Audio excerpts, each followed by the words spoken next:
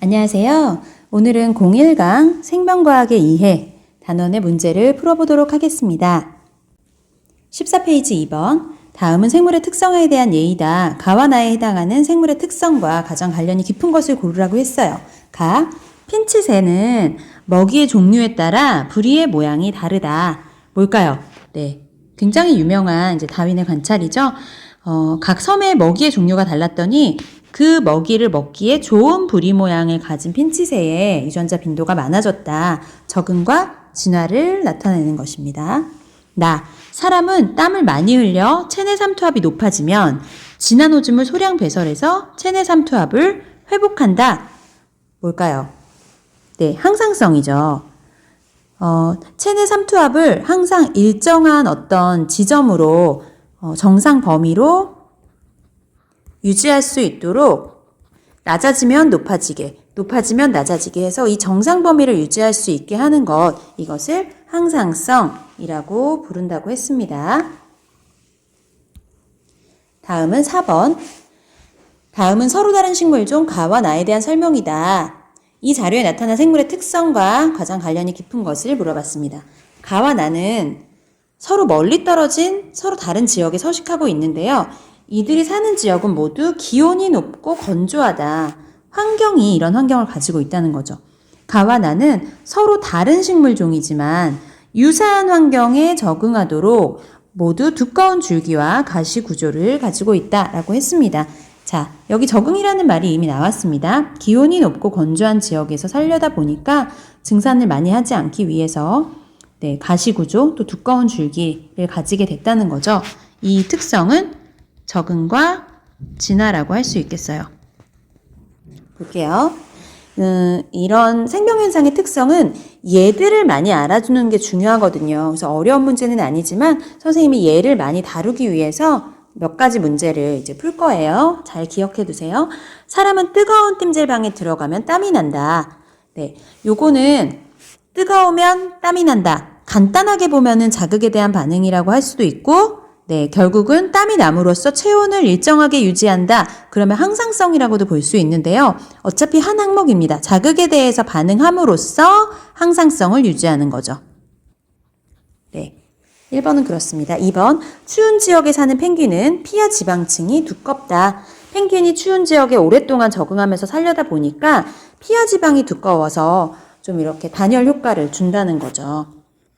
2번이 적응과 진화 같은 예일 것 같네요. 3번, 나비의 유충은 번데기 시기를 거친 후에 성충이 된다. 유충, 번데기를 거쳐서 성충이 되는 것, 발생과 생장이라고 할 수 있겠죠. 정록생맹인 어머니가 정록생맹인 아들을 낳았어요. 정록생맹 유전자가 전달된 거죠. 생식과 유전이라고 할 수 있겠습니다. 녹색 식물은 빛 에너지를 흡수해서 이산화탄소와 물 같은 저분자 물질을 포도당과 같은 고분자 물질로 합성한다. 동화작용이잖아요. 특징, 물질 대사라고 얘기할 수 있겠죠. 답은 2번. 6번 볼게요. 다음은 제빵 과정 중 일부를 나타낸 것이다. 밀가루, 소금, 설탕 등을 효모와 섞어 반죽을 만든다. 이후 효모로부터 이산화탄소가 생성돼서 반죽이 부풀었대요. 처음 부피의 2배로. 효모에서 이산화탄소가 생성된다. 왜 생성될까요? 여기에는 밀가루나 소금, 설탕 이런 당을 가지고 효모가 발효를 한 거거든요. 알코올 발효를. 그러면서 이산화탄소가 생성된 거예요. 발효는 호흡과 비슷합니다. 산소가 있으면 호흡. 산소가 이제 없으면은 발효나 부패 이렇게 가는데요. 발효나 호흡은 이산화탄소가 이제 없던 이산화탄소가 생겼으니까 효모의 물질 대사에 의해서 생겼다는 것을 알 수 있겠죠. 여러분이 이렇게 예가 나올 때 물질 대사 같은 경우는 듣도 보도 못한 어떤 화학 물질 이름이 막 나올 수도 있어요. 우리 몸에서 일어나는 어떤 예에 대해서 나올 수 있는데 전혀 걱정할 필요가 없습니다. 그래서 물질들이 합성되거나 분해되거나 변화가 있다. 그러면 물질 대사다. 이렇게 생각하시면 돼요. 7번. 바이러스 나왔네요. 그림은 바이러스 가와 가의 숙주세포 나를 나타낸 것이다. 가를 보니까 딱 어떻게 생겼어요? 박테리오파지네요. 나는요, 박테리오파지의 숙주니까 세균이겠죠? 박테리오파지는 세균을 감염하는 세균성 바이러스이며 핵산으로는 DNA를 가지고 있는 DNA 바이러스라고 했습니다. 사실 DNA를 가지고 있다는 거 몰라도 문제 푸는데 전혀 지장이 없어요. 자, 가는 나 안에서 증식할 수 있다. 맞죠? 바이러스가 증식할 수 있다는 생물적 특징을 가지고 있지만 그건 어디까지나 나 안에서 숙주세포 내에서 증식할 수 있는 겁니다. 가와 나는 모두 유전물질을 가지고 있다. 네, 맞습니다. 가는 뭘로 구성되어 있어요? 바이러스는 단백질이 핵산을 보호하고 있는 형태라고 했죠. 핵산과 단백질, 특별히 DNA로 구성되어 있다. 세균은요, 세포로 구성되어 있죠. 세포 내에 DNA 포함하고 있습니다. 단백질은요, 엄청 많이 포함하고 있죠. 단백질과 DNA가 포함되어 있습니다. 세포에는 유전물질 가지고 있고요. 단백질도 가지고 있고요. 디귿, 가가 증식하는 과정에서 돌연변이가 나타날 수 있다. 그쵸?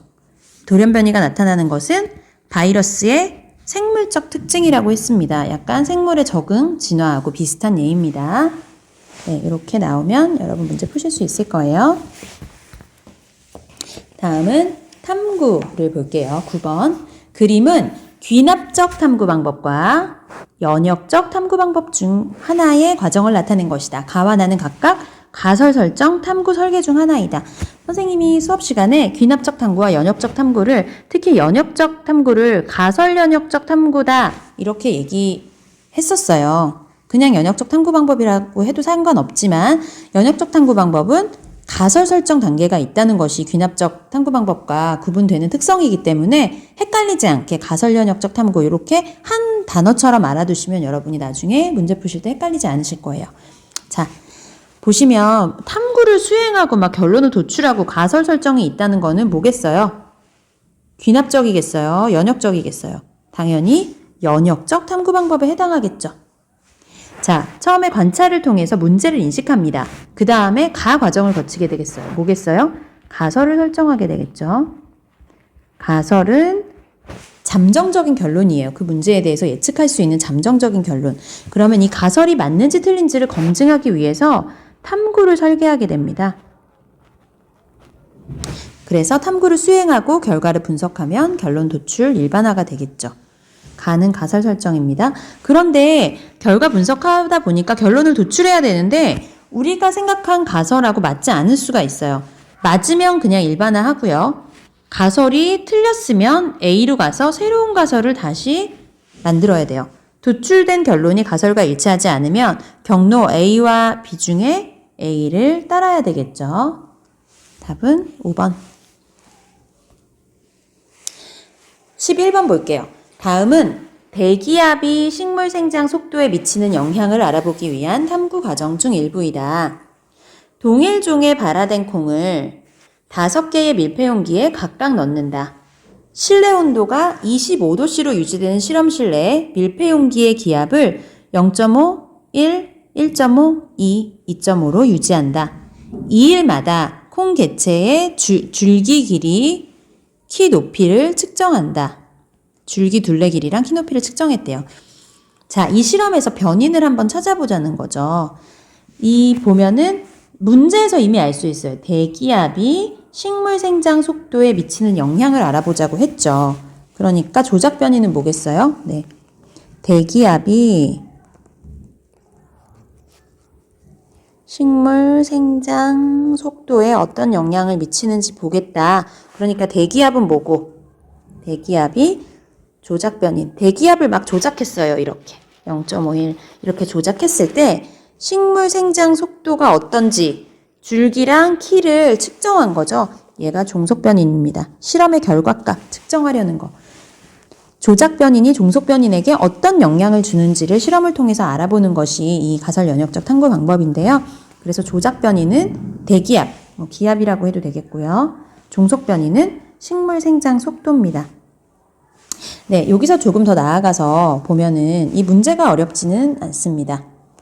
아, 네, 죄송합니다. 통제 변인이네요. 네, 통제 변인이니까 조작 변인은 그렇고요. 그 다음에 대기압 말고 종속 변인에 영향을 줄 수 있는 다른 요인들이 있어요. 뭐가 있을까요? 식물 생장 속도에 영향을 줄 수 있는 거. 콩의 종류랄지, 온도랄지, 그쵸? 빛의 양이라고 할지, 여러 가지 요소들이 식물 생장 속도에 영향을 줄 수 있습니다. 하지만 얘네들 어떻게 해야 돼요? 영향을 못 주도록 해야 돼요. 왜? 대기압의 영향만 보고 싶으니까요. 조작 변인이 종속 변인에게 미치는 영향을 보고 싶기 때문에 콩의 종류, 온도, 빛 이런 모든 것들은 식물 생장 속도에 영향을 주지 못하도록 막아야 됩니다. 통제해줘야 되죠. 그래서 이런 변인을 뭐라고 불러요? 통제 변인이라고 부릅니다. 통제 변인. 통제 변인과 조작 변인이 모두 독립 변인입니다. 독립 변인이라는 거는 종속 변인에게 영향을 줄 수 있는 변인들을 얘기하죠. 그런데 우리는 통제 변인은 통제함으로써 식물 생장 속도, 종속 변인에 영향을 못 주게 합니다. 통제한다는 게 어떤 거죠? 실험군과 대조군에서 똑같은 환경을 유지하는 게 통제해 주는 거예요. 그러면 조작 변인은 기압이고 통제 변인은 뭐겠어요? 여러 가지가 있을 수 있죠. 콩의 종류. 여기서는 콩의 종류. 동일한 종의 발화된 콩을 이라고 했으니까. 더 따져보자면 밀폐 용기의 모양이나 크기나 깊이나 이런 게 똑같아야 될 거고요. 25도씨로 온도를 유지하는 것도 역시 똑같아야 되겠죠. 답은 3번. 15번 보겠습니다. 다음은 영희가 수행한 탐구 과정을 순서 없이 나열한 것이다. 네, 영희가 오랜만에 등장했어요. 영희는 학생부 종합전형으로 대학을 가면 굉장히 좋을 것 같아요. 철수하고 영희는. 왜냐면 안 한 탐구가 없어요. 학교에서 생명과학뿐이 아니라 화학, 물리, 여러 가지 너무 탐구를 많이 하고 조사도 많이 해서 영희는 학종감이다. 이렇게 얘기하고요. 한번 문제를 풀어보도록 할게요. 높은 기온이 아래 부하에 영향을 미쳤을 것이라고 생각을 했대요. 높은 기온이 아래 부하에 영향을 줬다. 그러면 높은 기온이 조작 변인, 아래 부하가 종속 변인이라고 예측할 수 있겠죠.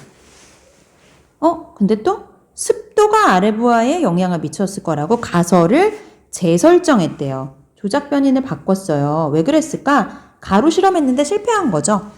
네, 실험 결과를 분석하여 온도와 부하율 간에는 상관관계가 없다는 결론을 내렸다. 평균 기온보다 높은 기온이 지속되던 어느 늦가을에 알집의 형태로 겨울을 나는 사마귀의 알이 부활한 것을 발견하고 그 까닭이 궁금해졌다.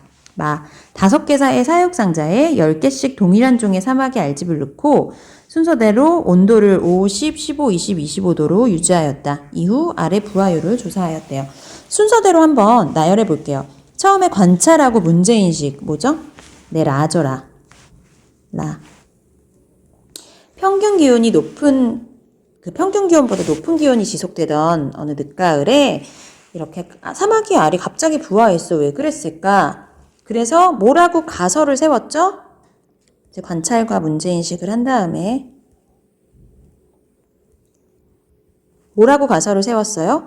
높은 기온이 아래 부하에 영향을 줬을 거라고 생각을 했습니다.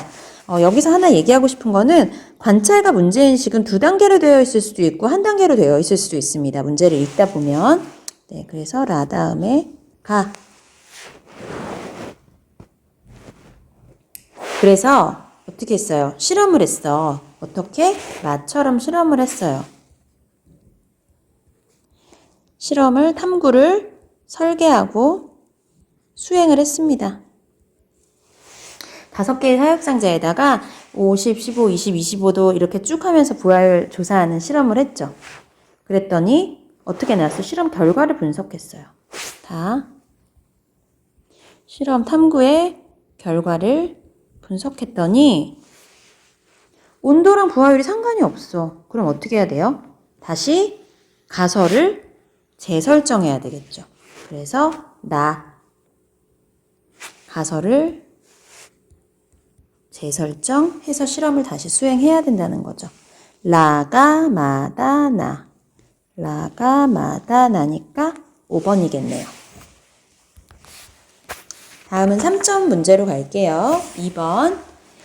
표는 곤충의 입 구조와 섭식 형태에 대한 설명을 나타낸 것이다.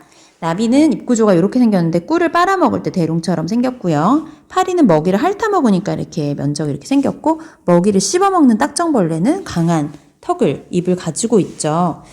이렇게 먹이에 따라서, 섭식 형태에 따라서 입의 구조가 달라지도록 그렇게 곤충들이 이런 입의 구조를 갖게 된 것을 뭐라고 할 수 있을까요? 네, 적응과 진화. 아까도 얘기했지만 선생님이 일부러 많은 예들을 보여드리려고 하는 거예요. 어려워서가 아니라. 간에서 포도당이 글리코젠으로 합성된다. 이거 혈당량 조절할 때 하는 거죠. 물질대사예요. 합성되니까 동화작용이겠죠. 특별히. 근데 이거 누가 할까? 포도당을 글리코젠으로 합성하는 거 혹시 누가 하는지 아세요? 뒤에서 배우겠지만 네, 포도당을 글리코젠으로 바꿔주는 호르몬이 있어요.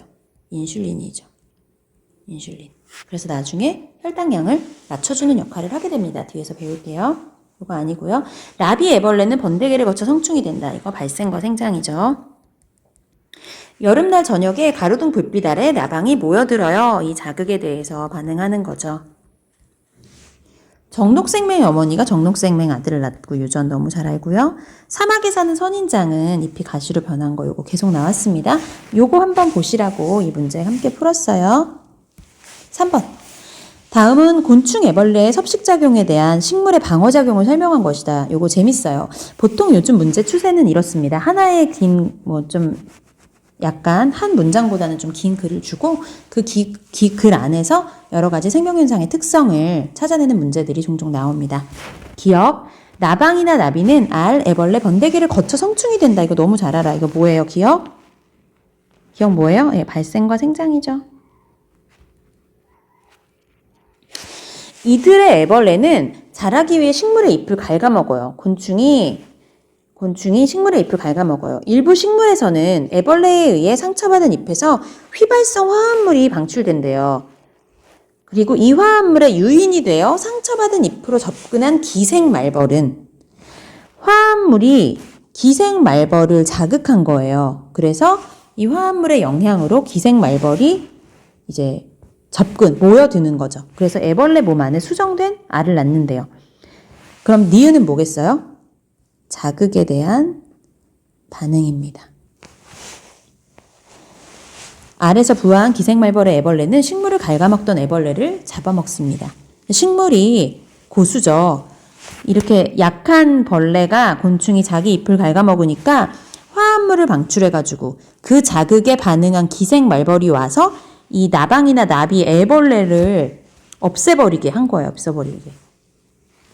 그래서 곤충이 식물을 괴롭히고 식물은 기생말벌을 데리고 와서 나방과 나비를 없애버리는 이런 상황입니다. 그러면 볼까요? 기억은 발생과 생장 어떤 게 있을까요? 분열법으로 증식한다.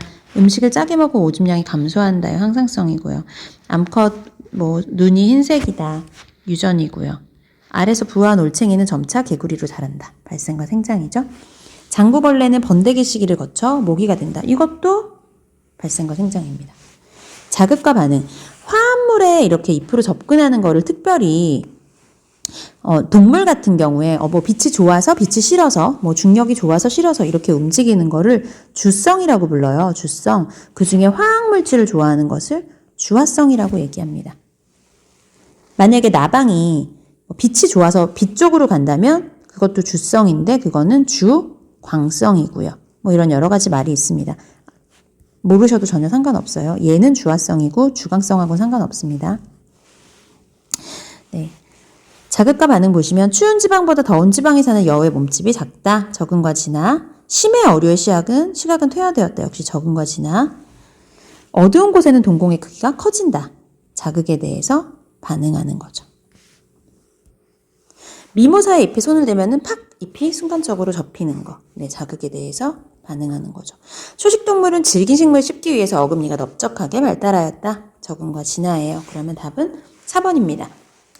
그래서 기억을 따로 떼놓고 보면 발생과 생장, 리은을 보면 자극과 반응인데요. 이 글 전체의 흐름을 한번 볼게요. 이 문제의 답하고는 상관없이 이 전체적인 흐름을 보면 어떻게 된 거야? 이 식물의 입장에서 한번 볼까요? 이 식물의 입장에서. 이 식물은 왜 이런 휘발성 화합물을 방출하게 된 걸까요? 나방이나 나비가 자기를 계속 갉아먹어가지고 자기가 죽거나 이렇게 손해를 보지 않기 위해서 기생말벌을 호출하는 이런 행동을 갖게 된 거죠. 이거를 다르게 표현하면은 식물이 어떻게 이런 기제를 갖게 됐나의 측면을 맞춘다면 그거는 적응과 진화가 될 수 있을 것 같아요. 네, 글을 어떻게 표현하느냐에 따라서 달라질 수 있습니다. 6번. 다음은 제갈매기 부모의 어떤 특징이 그들의 새끼로부터 쪼기 반응, 구리를 콕콕콕콕 쪼는 쪼기 반응을 유도하는지 알아보기 위한 실험이다. 종이를 잘라 만든 6종류의 제갈매기 머리 모양을 새끼에게 보여주고 이들의 쪼기 반응 획수를 측정했대요. 대조군이 있네요. 머리 색깔 흰색, 부리에 빨간 점 있고 쪼기 반응 획수가 100이었다고 칩시다. B, C, D, E가 머리의 색깔이 다를 수도 있고 빨간 점의 유무가 다를 수도 있어요. 그때마다 쪼기 반응의 횟수가 달라지는 걸 볼 수 있습니다. 기억 볼게요. 머리의 색깔이 쪼기 반응 횟수에 미치는 영향을 알아보기 위해서는 뭘 비교해야 될까요? 머리의 색깔이. 그러면 다른 지금 변인이 2개가 있잖아요. 머리 색깔과 빨간 점. 요게 이제 2가지가 조작 변인이 될 거예요. 쪼기 반응의 횟수가 종속 변인이 되겠죠. 이 2가지의 조작 변인이 있는데 그 중에 하나만 실험에서는 하나만 조작할 수 있고 나머지는 통제해줘야 되겠죠. 머리 색깔이 조작 변인이라면 빨간 점은 똑같이 해줘야 되는 얘는 통제해줘야 되겠죠. 자, 그러면 머리 색깔은 다르고 빨간 점은 똑같은 거 뭐 있어요? 빨간 점 똑같이 있고 머리 색깔이 흰색, 초록색, 붉은색, 검은색 다 다르네요. 그러면 A, C, D, E를 비교하면 머리 색깔의 쪼기 반응에 어떻게 영향을 미치나 머리 색깔을 조작 변인으로 했을 때의 경우로 알 수 있고요. 니은 부리의 빨간 점 유무가 새끼의 쪼기 반응 횟수에 영향을 미치는 거 알아보려면은 머리 색깔은 통제해줘야 되겠죠. 흰색, 흰색. 빨간 점 있음 없음 요거를 조작해 준 거죠. 자, A하고 B를 비교해야 된다. 그러면 여러분 눈으로 훑어볼 때 머리 색깔하고 부리의 빨간 점 중에 누가 더 횟수에 영향을 많이 줬어요? 지금 뭐 100인데 비슷하잖아요? 예, 35로 뚝 떨어졌어. 뭐 빨간 점이 머리의 색깔보다는 부리의 빨간 점 유무가 쪼기 반응에 더 영향을 많이 준다는 걸 알 수 있습니다. 디귿은 틀렸죠? 답은 기억, 니은 4번. 7번. 표는 덩굴의 가시에 대한 학생 A와 B의 탐구 과정의 일부를 나타낸 것이다. A와 B 중에 한 명은 귀납적, 한 명은 가설 연역적 탐구 방법으로 탐구를 수행했대요. 네, 재밌습니다. A 볼게요. 덩굴 식물에는 가시가 있음을 관찰했어요. 덩굴 식물 종류에 따라 가시에는 어떤 차이점이 있는지 알아보기로 해서요. 덩굴 식물의 가시 모양, 길이, 줄기가 이루는 각도를 측정하고 기록했대요. 얘는 가설이 없죠. 가설이 없습니다. 가장 큰 특징이에요. 가설이 있고 없고가. 가설이 없으니까 귀납적 탐구 방법을 사용했어요. B는 덩굴 식물을 2그룹으로 나눠서 한쪽은 가시를 두고 한쪽은 가시를 제거했어요. 그리고 다른 식물을 따라 기어 오르도록 했어요. 자, 3주의로 이 2그룹의 덩굴이 다른 식물을 타고 올라간 길이를 측정했어요. 무슨 말이야? 가시를 그냥 둔 것과 가시를 제거한 2그룹. 원래 가시가 있는 게 자연스러운 거죠. 가시를 일부러 제거한 거, 일부러 조작한 게 B니까 A가 대조군. 자연스러운 거, B가 실험군이에요. 대조 실험한 거죠. 대조 실험했습니다. 2그룹으로. 그리고 다른 식물을 타고 올라간 길이를 측정했다는 거예요. 그러니까 가시가 있고 없고에 따라서 다른 식물을 얘네가 타고 올라가는 정도가 다를 거라고 생각한 거죠. 볼게요. 기억. A의 탐구 과정은 귀납적 탐구 과정이다. 맞습니다.